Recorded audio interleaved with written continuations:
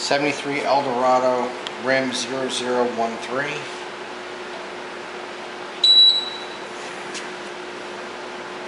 As you can see, it looks like it's got a little vertical hop, small dent on the inside bead, it's a tiny one on the outside. Probably hit a pothole. Let's see what we got here. And it looks like she's calling for 0 on the outside, and rim's only out by 1/4 ounce. Okay, this particular rim has a pretty clean bead except for a small stretch here where it had some rust and pock marks. A new tire should be fine. A 10-year-old tire may require a little bead sealer. So, alright, and we got some pitting on the outside right where the hubcap will cover that.